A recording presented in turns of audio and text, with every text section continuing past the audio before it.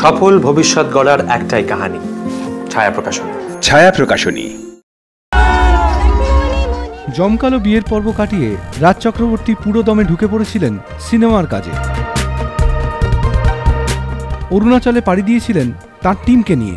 পুরো ক্লিন পরিষ্কার করা হবে আপাতত।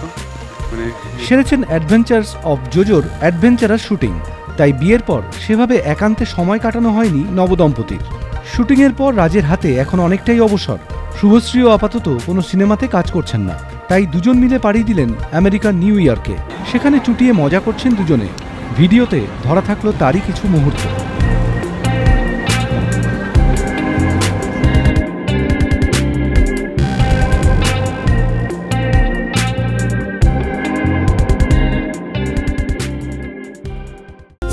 টলিপাড়ার লেটেস্ট নিউজ আর এক্সক্লুসিভ ভিডিওর সঙ্গে আপডেট থাকতে এখনই সাবস্ক্রাইব করুন আমাদের ইউটিউব চ্যানেল। বেল আইকনে ক্লিক করতে ভুলবেন না যেন।